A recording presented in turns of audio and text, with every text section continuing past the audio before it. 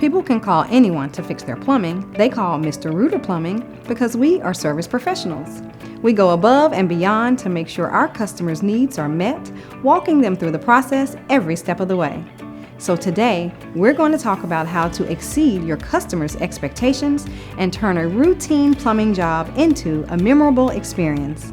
The first step in exceeding your customers' expectations is to know those expectations. Whether you're new to the Mr. Rooter family or have been with us for years, we hope this video will enhance your customer service experience and help create stronger, mutually beneficial relationships between you and your customers. This video is divided into 3 sections: building a relationship, building trust, and building value. Building a relationship. People buy from people they know, like, and trust. Workers in our industry have been stigmatized, and unfortunately, there's a negative stereotype that persists. We aim to shatter those expectations at first contact. To build a successful relationship with a customer, we need to project an image of a clean, competent professional while connecting with each individual on a human level. And remember, the details matter. The arrival. The customer experience starts with your arrival. They're probably keeping an eye out for you. You have to assume they're watching your every move. Before you pull up to the location, make sure your van and uniform are clean, including your shoes. Tuck in that shirt and have your tools ready to go. Customers think they're being charged for your time as soon as you pull up to their residence, so the faster you can get out of the van, the better. If you need to take care of anything before you start the job, like a phone call for example, park around the corner until you're completely ready. When you do pull up, park on the street in full view of the front door. You want the customer to see you, but you don't want to block the driveway or leave an oil stain on the property that could come back to haunt you in the reviews. Once you're safely parked, immediately get out of the van and hit Arrive on the iPad. The approach.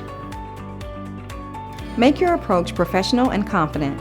Again, they're likely watching you, so there is a performance aspect to this. Always be respectful of the property. It should go without saying, but use the driveway or paved walking path.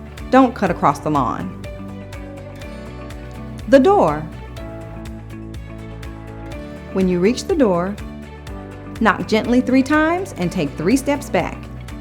Have your business card in hand. You want to give the customer a little breathing room. The greeting.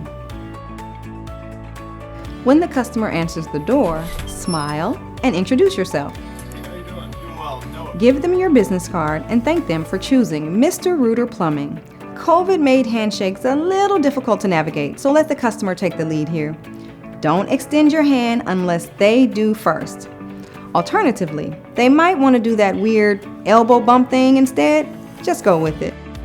Lay out the doormat with the logo facing the customer. It's a small but unique detail and grabs their attention right away. Make small talk until they invite you inside. If they don't, find an opening to politely ask if you can come to take a look. May I come in? Absolutely, come on. The entry. Before you enter, wipe your feet on the doormat. Put on those shoe covers, even if they insist it's not necessary. Don't say something like, My boss makes me wear them. you're wearing them because the only thing we want to leave behind is a happy customer. As you enter, continue the conversation to put them at ease and continue building that relationship. Building trust.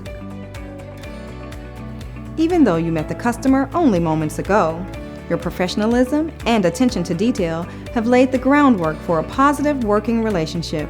A good first impression is invaluable, but it's not everything. Now you have to earn the customer's trust. Trust will come from connecting with them on a personal level, demonstrating your expertise and giving them the freedom to choose how they will spend their money. The number one thing to remember is you're not just there for the job, you're there for the customer. If you can remember that, the rest will follow. Break the ice. First-time meetings can be awkward. You want to immediately break the ice and establish a friendly dialogue to pave the way for open communication. Some people make it look easy, but there's an art to it. You have to be genuine and observant. That means expressing a sincere interest in your customer and their life. You should make positive comments regarding things of interest that you and the customer may have in common, such as, I love the neighborhood. Have you been here long? or, I noticed your landscaping. It's beautiful. Is that one of your favorite parts of your home? or. So what is your family like about the house? Remember, flattery can seem fake. Find something you have in common with the customer's neighborhood, home, or family, and share your feelings about the same, creating a connection. Being observant means picking up on details that hint at the customer's personal life. Maybe you notice some toys in the home. You could ask, How many kids do you have? or maybe you see sports gear laying around, so you say, Who's the baseball player in the family? of course, you don't want to pry or be inappropriate, but the goal is to be fluid and open enough to build a rapport. Unless it's an emergency situation, don't talk about the plumbing issue until you have to. Let the customer bring it up. Every second you spend getting to know them is an investment in their trust. The diagnosis. When you do begin talking about the problem, you have two primary goals. One is to solve it. The other is to continue building trust by being open and honest and helping them understand your methodology. This is where you start to take control and build your credibility as an expert in your field. One helpful way to explain your process is to compare yourself to a doctor. Start with the big questions first, even if they might seem unrelated to the specific problem. Essentially, I'm going to be doing a checkup of your plumbing system. Think about it, if you go to the doctor for something wrong with your knee, he's probably going to ask you a lot of other questions about your diet or any other issues. Right. Same thing with the plumbing. I'm going to take a look around the house, see if there's any other issues, like with your water pressure, so on and so forth. See if this is a problem indicative of something else. And then I'll figure out if it's just a spot repair or offer a more permanent solution, depending on what we find. Perfect. Now you can start to ask those big questions. Questions like, How happy are you with your water pressure? or, How long have you been having this problem? or, Do you have any other issues with your plumbing? investigate.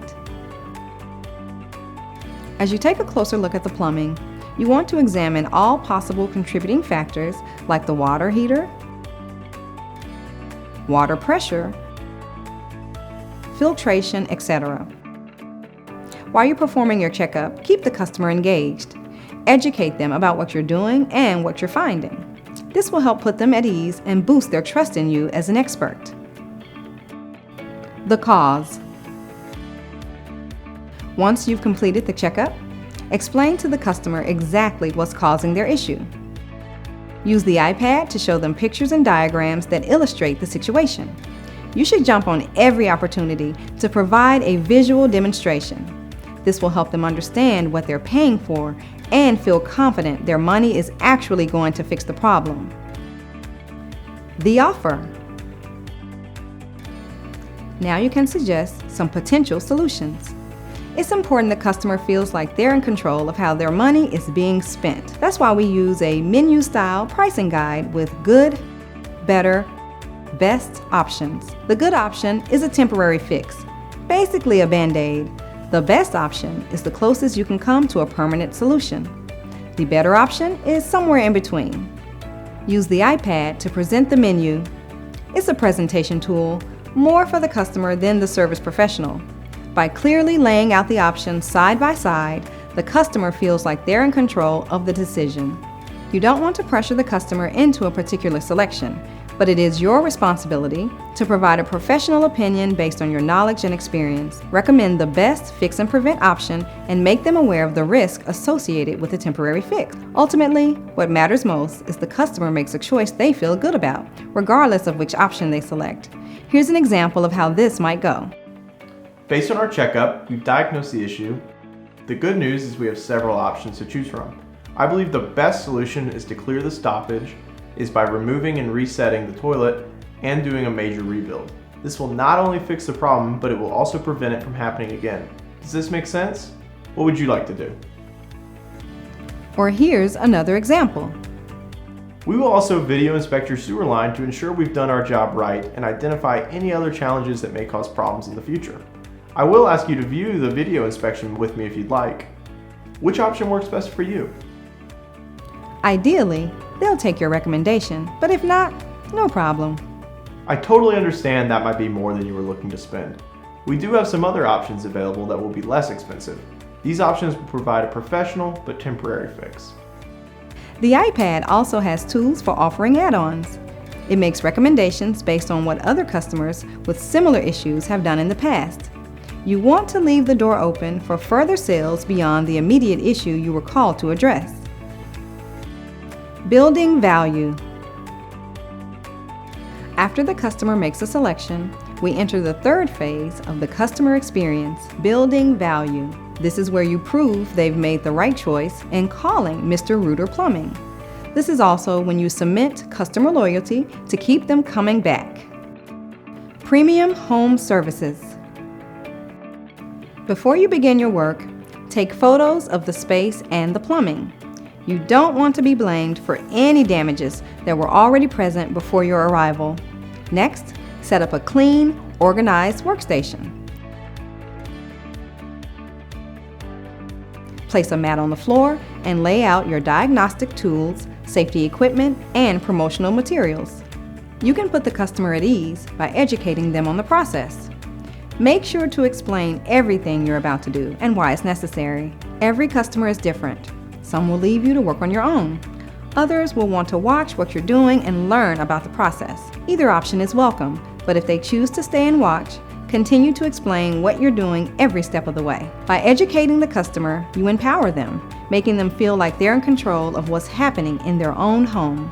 When the work is done, show the customer the results. Summarize what you did and how it will fix their problem. Preventative maintenance. Your customers will find tremendous value not only in knowing the problem is solved, but also knowing how to prevent it from happening again.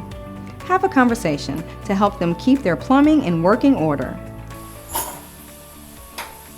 Alright, everything looks great. For example, if they called you for a water heater issue, you might ask, "Are you flushing your water heater once or twice a year?" Or for a valve issue, "Are you exercising the valves?" Your suggestions for preventative maintenance may or may not cost them additional money. This is the time to introduce Neighborly and the variety of services they offer. Neighborly can provide additional services that will often be valuable to your customer. For a customer dealing with water damage, you can refer them to Neighborly's restoration or handyman service. The basic idea is to open up the customer to the idea there is more help out there should they need it. Job review. Now it's time for the job review. Go over the home analysis with the customer. Remind them of what you looked at, what you found, and what work you did. Let them know they'll receive a digital copy for their records. Also, review each item on the invoice. They selected their service, so there should be no surprises here. However, this is when they discover there's a discount available through the membership service. The iPad will display their total side by side with the discounted membership rate. When you show them the comparison, you can give them a quick pitch. If you'd like to join our membership service, the Advantage plan can save you 15% on the work we did here today. Your membership gets you future savings and preferential treatment when you need service again. When you call us, you'll go to the front of the line for scheduling. We also offer a free water heater flush every 6 months for our members. It's a paid subscription, but the savings supersede the cost for most homeowners. If they want to enroll, get them that discount. If not, that's all right too. Wrapping up. You're in the home stretch. Accept the payment, and no matter which service they selected, reassure them they made a good choice. Tidy up any loose ends, asking the customer to confirm the cleanliness and workmanship. Leave them with some swag, a memento to remind them of the times you shared and memories you made. This could be a branded pen, magnet, or bottle opener. Nobody's going to throw away a good bottle opener. Referrals. The last step is asking for a review. Hit them with the line, Our customer base is built on happy customers. Tell them how to leave a review and remind them help is just a phone call away. Let us know if there's anything else we can do to help. We're going to be contacting you to make sure you're satisfied. And if not, see if there's anything else we can do. So that's it. The Mr. Rooter Plumbing Customer Experience. If you follow these basic guidelines, you'll build a loyal customer base that values your service and is willing to pay a fair price for good work. Thanks for taking the time to watch this video, and remember, there's a reason they call us Mr.